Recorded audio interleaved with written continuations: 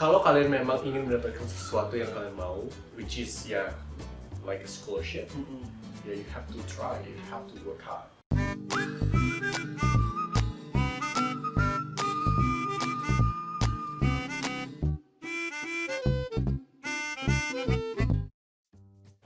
Halo teman-teman, selamat datang di Obrolan Pas Channel bareng aku Andre. Dan hari ini kita udah bareng seseorang yang bakal ngobrol bareng kita tentang edukasi ya. Jadi kan sebenarnya kita tahu nih, sekarang kan kita lagi ngelakuin semuanya di rumah ya karena gara-gara pandemi ini. Tapi bukan berarti karena pandemi kita jadi berhenti belajar atau berhenti mengejar cita-cita ya. Jadi langsung aja kita kenalan dulu sama narasumber kita. Silahkan namanya. Halo semua, nama saya Henry. Sekarang lagi kuliah di mana? Oh, oke. Sekarang ini saya lagi menempuh pendidikan S2, which is Master of Professional Accounting di luar, khususnya Australia, negara Australia, Oh, di Sydney. Iya. Jadi dari yang aku dengar nih kamu belajarnya di Australia ya? Betul. Oh, nama universitasnya apa? Nama universitasku itu Western Sydney University. Oh, di Sydney katanya ya. Oh, oke. So, kenapa kamu milih Australia? Sebenarnya ada beberapa pertimbangan sih kenapa aku milih Australia di awal. Yang pertama itu Australia kan salah satu negara yang terdekat dari Indonesia. Ya, mungkin teman-teman belum pada tahu juga. Di sini kan aku sebagai anak pertama dari keluarga, dimana juga mama itu seorang single parent. Otomatis seharusnya I have to be a leader, so I can't go anywhere. Tapi karena almarhum papa dulu, inginnya salah satu anaknya bisa menempuh pendidikan lebih tinggi di luar. Nah, dari ketiga saudara, aku tiga saudara ya. Jadi dari tiga bersaudara ini, aku yang istilahnya dinilai untuk mempunyai potensi keluar karena aku suka English. Jadi aku suka communicate to people in English. Jadi orang tua aku itu berekspektasi biar aku itu bisa keluar. Nah, setelah itu jadinya setelah almarhum dari papa juga ada, aku tuh nggak mungkin langsung bisa pergi ke luar kan. Otomatis aku stay untuk bachelor degree S1 di jadi kuliah dulu Bali. Oke. Oh. Karena aku juga nggak mungkin kan memberatkan orang tua juga kan, karena mama single parent, kita juga dana juga bagaimana. Jadi aku menempuh pendidikan S1 dulu di sini sampai tamat, dan aku juga punya pengalaman kerja. Sebenarnya kalau dibilang lulus S1 belum, itu masih penyusunan skripsi. Jadi pada saat aku menyusun skripsi, itu aku sudah mulai kerja di salah satu perusahaan di Bali. Aku bekerja sebagai accounting staff selama 2 tahun. Kemudian mungkin jalan 1,5 tahun ya, atau mungkin 1 tahun lebih, aku itu terbesit lagi keinginan untuk kuliah. Jadi mengambil master. Jadi nggak langsung directly langsung lulus S1 langsung pengen lulus S2 enggak. Jadi aku terbesit lagi, mumpung aku juga sudah mulai ada rezeki ya untuk apply. Ya udah, kenapa nggak aku consider aja sih aku kuliah. Akhirnya aku cari info, aku juga datang ke sebuah agent untuk bantu aku dapetin info universitas mana sih yang misalkan di dunia yang bisa aku tuju. Dan memang salah satunya Australia, karena Australia itu dekat Indonesia. Yang pertama, jadi kalau apa-apa sama keluarga kan, keluarga nggak terlalu jauh, keluarga bisa datang, aku juga mungkin bisa pulang dengan jarak waktu atau ya jarak yang tidak jauh gitu dari Indonesia. Ya jadi pertimbangannya sih itu sih. Ya. Nah, jadi ngobrol-ngobrol soal apply program S2 nih, Rafli apa aja sih yang harus kamu siapin sebelum apply? Ya, bermulai dari persiapan mental sampai semua dokumen-dokumen itulah. Oke. Kalau first point ya, benar-benar di titik awalnya, obviously kamu harus punya mental pasti. Yang pertama, kamu harus punya komitmen, kamu harus punya tujuan. kamu harus punya motivasimu kenapa kamu ingin kuliah ke luar negeri. Jangan mental dulu ya Pak. betul. Mungkin masalah ya aku juga mengakui kalau dana dan yang lain-lain itu perlu, tapi yang pertama kali kita harus consider dalam pikiran kita adalah kamu tuh tujuannya apa ke luar negeri. Kalau kamu memang cuma ingin main-main atau cuma ingin have fun doang di luar negeri, ya kamu better not to take this thing, you know, like. Jadi kamu harus punya purpose, kamu harus punya motivasi, kamu harus punya apa sih yang aku pengen capai ke depannya. Jadi kamu harus udah rencanain satu bidang apa yang kamu ingin ambil, informasi apa yang kamu ingin dapatkan di sana. Jadi kamu harus bisa mencari informasi sebanyak-banyaknya tentang negara mana dan universitas apa yang ada. Jadi setelah kita nyiapin mental, kita ngelakuin research yang Betul. kita berusaha. Jadi mental is the first priority, and then we can do the rest.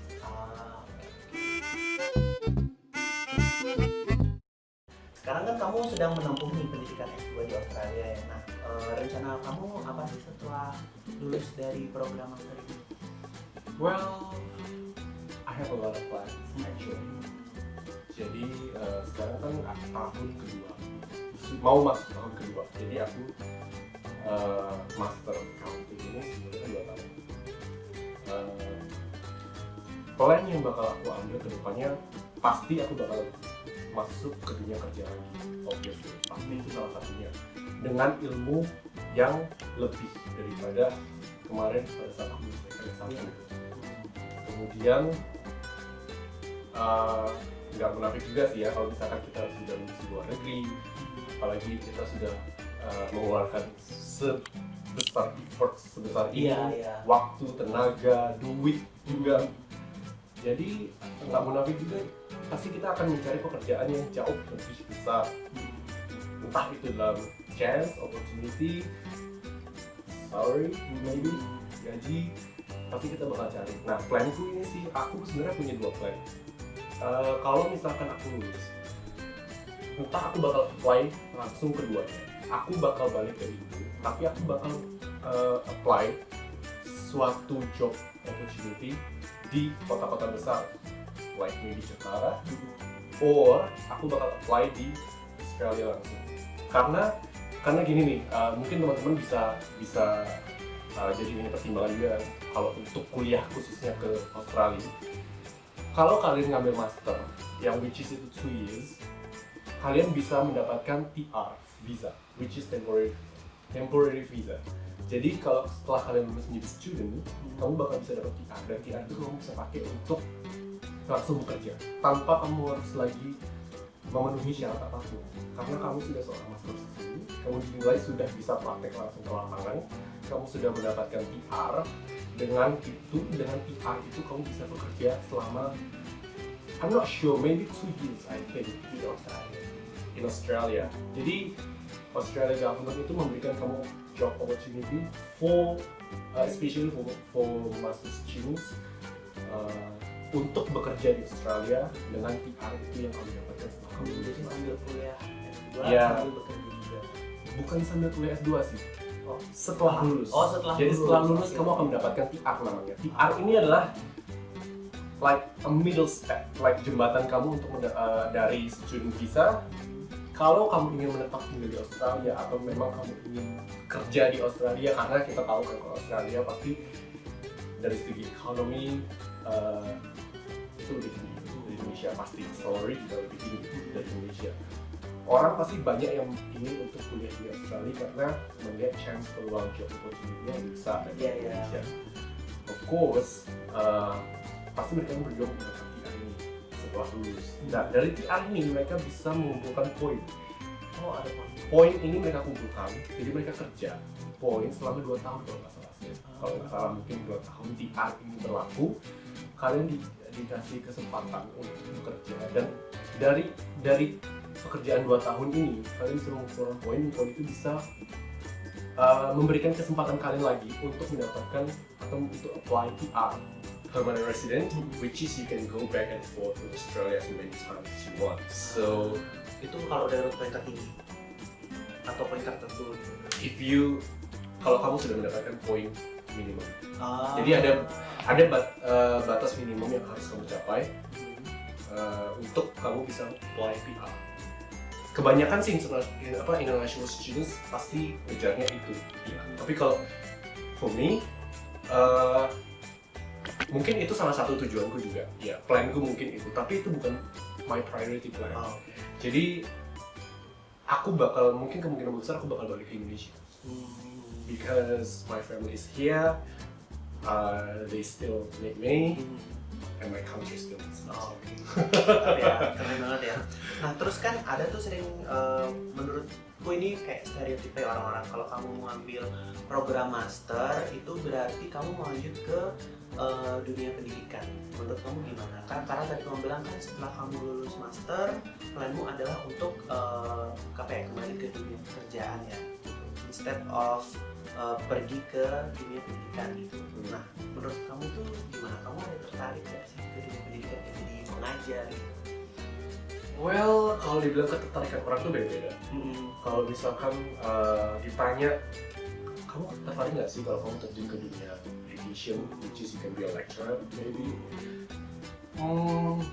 For now, it depends on people, I think. Jadi kalau mereka memang punya passion di education, and if they want to be a lecturer maybe, or teachers, so that's fine. Karena kita tahu kalau di Indonesia sendiri kan minimal edukasi seseorang untuk menjadi seorang dosen ya harus S2 pasti. Dan seperti yang dibilang tadi, ada beberapa stigma di luar sana yang bilang kalau ngapain sih ngambil S2, capek-capekin, buang tenaga, buang duit, tapi ujungnya jadi dosen. Sebenarnya itu balik lagi ke diri kita sendiri, itu balik lagi ke tujuanmu apa gitu. Jadi menjadi dosen pun itu sebenarnya it's not a bad thing, I think ya. Tapi kalaupun kalian punya planning lain di samping untuk turun menjadi akademisi, itu pun juga boleh. Karena mengambil S2 itu artinya kalian mempunyai lebih banyak pengalaman lagi, bukan hanya di bidang edukasi. Yang di sini dimaksudkan edukasi dalam bidang pelajaran kampus maksudnya. Tapi kalian juga punya skill, which is you can increase your skill around you, like maybe communicating to people and then expand your networking, getting more friends. Nah, yang aku di sini mau tekankan, kalian mengambil S2 itu bukan hanya kalian bisa mendapatkan pengetahuan di dalam kelas, tapi kalian juga bisa mendapatkan banyak orang, banyak kenalan yang kalian bisa pakai nantinya setelah kalian lulus. Mungkin kalian maybe you want to run your own business, or maybe you want to work in a company, international company. You definitely can.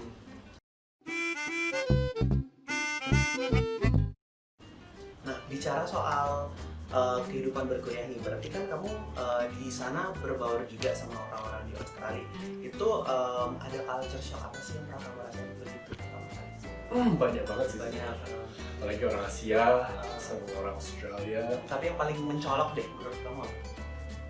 Dari kehidupan sehari-harinya ya kita lihat ya. For example, maybe ke toilet. Ada apa dengan toilet?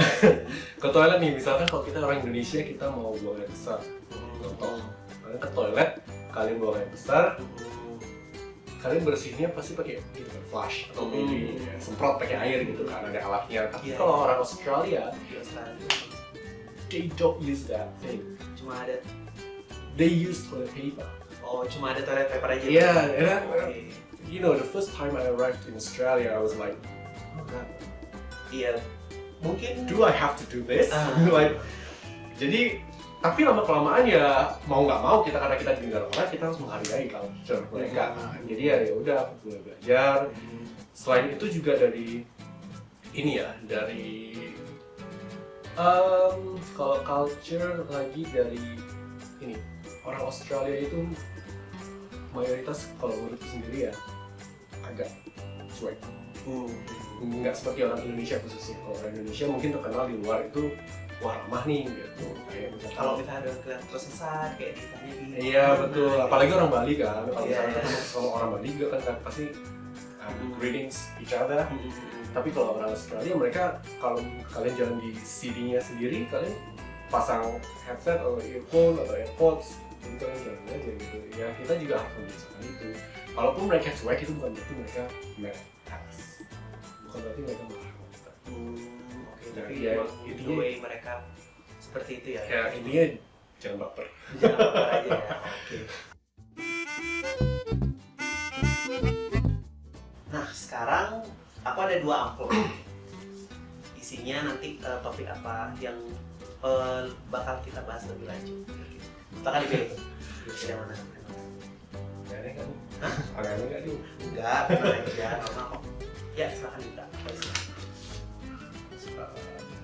Beasiswa itu 99.5% usaha sisanya keberuntungan. Nah, oke, silahkan dikomentarin gimana menurut kamu. I think personally the answer is yes. Most likely yes, because ya kalau kita nggak usaha, kalau kita faktor luck doang, kalian juga gak akan bisa maju. Emang kalian mau diem aja terus ada orang ngasih kalian uang gitu kan juga kan. Ya simpelnya seperti itu. Tapi kalau misalkan dari case ini, kalau kalian memang ingin mendapatkan sesuatu yang kalian mau, which is ya like a scholarship, ya you have to try, you have to work hard. Ya. Dan beasiswa ini kan kamu kan belajar ke sana berarti dengan beasiswa itu beasiswa dari pemerintah Indonesia apa? No, itu from the university. Oh jadi Langsung. Oh langsung. Jadi yang universitas yang membiayai biaya tuition fee selama aku kuliah. Tapi untuk akomodasi ya.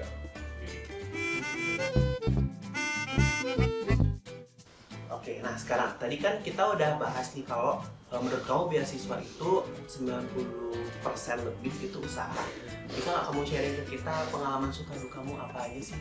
Apa yang up and down waktu lagi mau ngelamar beasiswa itu? Apakah kamu langsung dapet atau mungkin ada struggle? Kalau suka kita pasti banyak. Namanya usaha pasti ada up and down. Iya ya. Dari mana dulu ya? Mungkin dari duka yang Iya ya. Kalau ngejar beasiswa, kalian sudah pasti harus punya komitmen. Ya. Kalau kalian sudah punya komitmen, seberat apapun atau sebanyak apapun kalian jatuh, kalian pasti akan melakukan. Karena kalian punya komitmen. Di awal, ini kan beasiswa ini kan dari yang aku dapat dari university. Jadi sebenarnya aku dapat bantuan juga dari suatu agent di Bali. Dia yang kayak merekomendasikan aku kayak ini loh di university ini memang ini salah satu university yang mereka rekomendasikan dan university yang offer scholarship to their students, to their new students.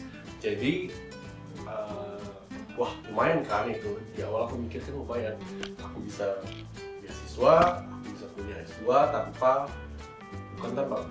dengan meringankan beberapa orang tua pasti kan. Ya udah kenapa nggak aku coba gitu. Dan akhirnya aku apply. Syaratnya sih ya mungkin hampir sama secara umum dengan syarat beasiswa yang lainnya. Kamu harus nyiapin transkrip nilai S1-mu. Kalau kita S2 kan transkrip nilai S1. Kemudian kamu harus nyiapin ijazah S1 dan juga kemudian kalau kamu punya beberapa prestasi, mungkin kamu punya prestasi atau mahasiswa yang berprestasi sebelumnya, kamu bisa sisipkan itu juga. Tapi English, so you have to translate all the documents into English. So ya mungkin itu sih susahnya. Tapi karena aku ada agent dulu, aku merasa kebantu karena mereka yang bantu aku untuk translate ke English. Itu dari sisi berkas. Satu lagi kita harus nyiapin personal statement. Personal statement itu semacam apa atau berbeda? Itu semacam seperti you have to describe yourself first, and then you have to give the university what can you offer to them. Jadi apa sih yang ya jadi value-mu tuh apa buat university kalau universitas, karena mereka tuh masih beasiswa tuh kamu Ya gitu. karena biasanya dari mereka. Iya, karena kan universitas juga mau berugi kan. Pasti mereka juga butuh poin plus dari diri kamu. Kenapa sih kalau kita ngasih kamu beasiswa tuh bisa ngasih apa? Jadi itu kita harus buat personal statement, kita jelasin, kita describe kita ini seperti apa. Apa sih positifnya kita? Apakah kamu innovative? Maybe you are hardworking. Kalau kamu sendiri, kalau misalkan kamu bisa ngasih tips ke teman-teman yang ada di rumah, gimana sih cara bikin personal statement yang bagus tuh? Satu ya, ini yang aku dapat tips juga dari orang yang sudah berpengalaman kuliah di luar negeri dan mendapatkan beasiswa. Satu tips, if you want to write a personal statement, jangan muter-muter. Kebiasaan orang Indonesia ya, aku nggak tahu sih, mungkin kebanyakan. Dan aku juga awalnya juga seperti itu. Jadi aku kalau misalkan nulis personal statement lah, atau misalkan aku buat suatu keterangan atau surat atau apa, kebanyakan orang Indonesia masih yang penting panjang. Biar kelihatan Banyak, profesional. banyak profesional. No, they don't want that. Mereka tuh cuma personal statement yang aku kasih ke mereka dulu itu cuma I think 1,000 words. Jadi nggak banyak, 1,000, bayangin aja 1,000 kata terus kamu muter-muter ya habis loh. Karena mereka nggak mau bertele-tele. Itu tujuan kamu. Iya, jadi kamu harus punya point dan kamu harus straightforward to your point. Jadi kamu bilang, nama saya misalkan, nama saya Hendri Riani, saya dari sini nih. Cukup perkenalan itu doang. Paragraf selanjutnya kalian bilang, aku ini orangnya hardworking, aku ini innovative, maybe ambitious in a good way. Terus mungkin kalian itu smart, clever, maybe kalian itu rajin atau apa gimana. Kalian tulis semua positif kalian itu apa. Jadi kalian tuh jual diri kalian. Jual diri kalian dalam arti ini kalian jual untuk masa depan kalian gitu loh. Untuk pendidikan kalian, bukan yang gimana-gimana gitu. Jadi kalian harus bisa gali potensi diri kalian itu apa. Coba kalian pikirkan apa sih poin plus selama ini yang ada di diriku sendiri ini apa gitu. Itu kalian tulis. Kalau kalian punya experience in maybe work experience, terus organisasi, kalian bisa cantumin juga di sana, itu poin plus juga sebenarnya mereka. Jadi kalian dinilai kalian sudah berpengalaman untuk bertemu dengan orang. Kemudian karena itu 1,000 kata ya, itu kan harus straight to the point. Jadi di akhir kamu harus punya kalimat conclusion yang kuat. Jadi kamu harus bilang ke orang yang bakal baca personal statement nanti di universitas nanti, itu kamu harus punya strong conclusion, strong point, strong value at the end of the your personal statement. Jadi kamu harus bilang, kalau aku sih dulu aku bilangnya from my strength, all my strength, I personally believe that you will give more value to the university. Jadi semacam kalimat seperti itu ya aku yakin sih yang nonton pasti bakal jauh lebih pintar karena banyak orang lebih pintar juga dari yang di sana. Nah berarti kalau menurut kamu pribadi beasiswa itu cuma untuk yang pintar-pintar aja maksudnya? Atau gimana sih? Maksudnya kan dapat beasiswa, ya udah pasti dia pintar. Not at all. Kalau menurutku itu orang yang mendapatkan beasiswa adalah orang yang bisa berpegang teguh sama komitmennya, orang yang punya kemauan yang tinggi, orang yang mau usaha. Kalau orang pinter pun tapi kalau mereka malas, belum tentu. Jadi mereka harus punya strong commitment, harus tahu apa tujuan mereka. Ya balik lagi kayak tadi, harus punya purpose, harus punya komitmen, harus punya goals, dreams that you want to achieve. Later on the day, you will get them. Oke, next kita lanjut ke upload terakhir. Oke.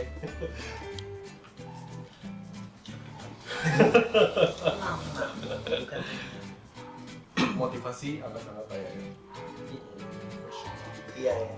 Kan ada nih kan ungkapan kalau paling kamu cuma semangatnya kayaknya aja cuma beberapa saat habis itu udah hilang. Itu gimana kamu? Kalau menurutku ya, orang yang sudah motivasi di awal, orang benar-benar termotivasi ya, yang punya motivasi, orang-orang yang berkomitmen, orang-orang yang komit sama motivasi mereka nggak bakal bisa bosan, karena mereka tahu tujuan dalam hidup itu apa, kenapa mereka mau susah-susah di awal untuk mendapatkan sesuatu yang mereka inginkan, terus ujung-ujungnya mereka di tengah-tengah malah bosan, capek, itu gimana ya, toh itu sama aja berarti mereka kan membuang kesempatan, mereka mengambil kesempatannya padahal orang lain bisa mendapatkan itu gitu ya. Kalau dibilang ini motivasi hangat-hangat kayak ya, balik lagi ke orangnya. Kalau misalkan itu memang motivasi itu sudah ada di diri mereka sendiri dari awal dan itu punya strong commitment to it, jadi kayaknya nggak bakal kita kayak sih.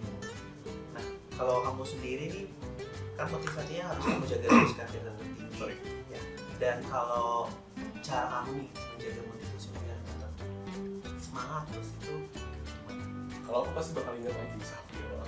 Jadi dari Flashback lagi. Iya. Kenapa sih aku di sini? Aku to be honest, aku pernah di the lowest point of my life. Jadi namanya kita di luar pasti namanya homesick ada. Jadi kayak aduh, enak di Bali ya, punya keluarga, punya teman, kita bisa jalan, bisa gini. Kenapa aku nggak kerja aja sih, bisa banyak uang langsung? Maksudnya kita bisa dapat uang, kita bisa pakai uang buat keseharian sendiri. Kenapa kita harus ke luar negeri yang kita nggak punya siapa-siapa, terus kita nggak bisa dapat uang juga di sini. Mungkin kalau kalian kerja part time pun kalian bisa dapat uang gitu. Tapi kalau misalkan balik lagi namanya homesick, pasti kalian memikirkan sesuatu yang enak-enak di rumah kalian. Nah, kalau misalkan aku sendiri, caraku sendiri adalah pada saat aku ada di lowest point of my life, pasti aku bakal balik lagi memikirkan kenapa sih aku di sini?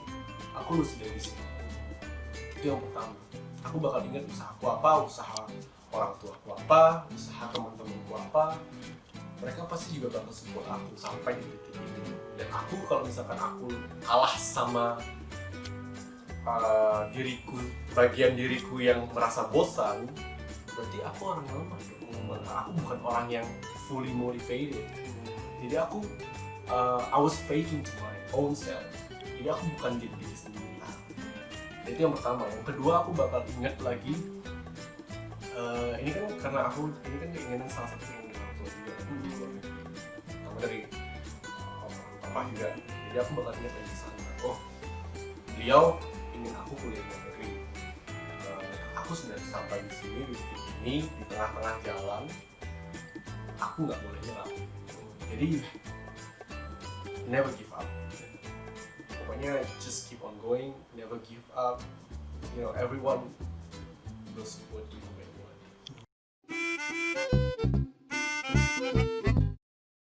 Oke Hen, sekarang kita bakal punya beberapa games buat kamu. Apa nih? Games, tenang. Gamesnya nggak susah kok. Nah kan kamu belajar di Australia nih. Gimana kan kalau kita tahu kan bahasa Inggris itu kan ada yang American, ada yang Australia, beda-beda. Nah sekarang Nggak di bakal sini dikasih pertanyaan kuliah. enggak, tenang. Kasihan nanti kalau kita kasih pertanyaan kuliah. Nah sekarang jadi di sini kita udah punya beberapa kata dalam maksudnya beberapa words ya dalam bahasa Inggris Amerika dan Australia. Nah tugas kamu itu cuma memilih, menebak mana salah satu dari dua kata itu yang biasa digunakan di Australia. Okay. I'll try. Try ya, oke.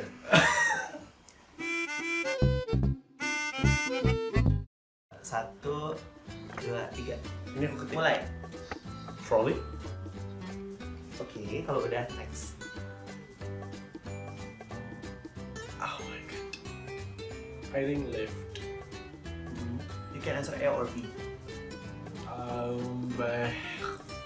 A. Next. Bay.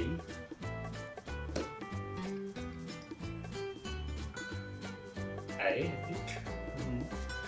A.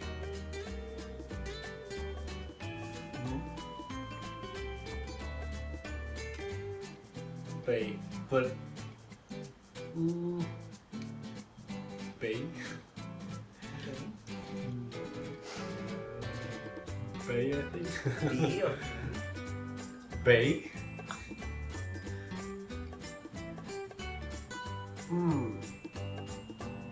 A. I'm not sure. B. B. B. Tahuan yang jelek ini pasti.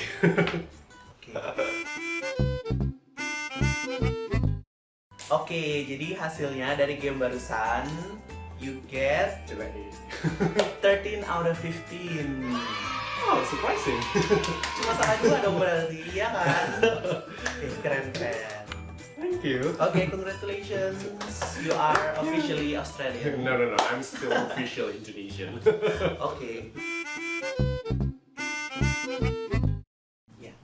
Oke teman-teman, sekian dulu video kita untuk kali ini. Makasih banget buat Henry yang udah Thank you. sharing pengalamannya, Thank you juga buat sharing kalian. cerita-ceritanya main game bareng kita ya. Semoga Thank you. sukses untuk pendidikannya. Amin. Dan buat teman-teman di rumah juga, seperti kata Henry, jangan pernah menyerah di di pendidikan kalian, terus kejar impian kalian ya.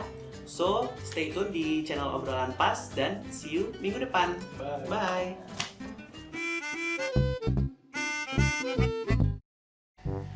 Jadi teman-teman, aku perlu bantuan kalian nih. Aku kan ini ada snack kesukaanku, cuman aku nggak boleh ngambil kecuali kalian tekan tombol di bawah ini. So,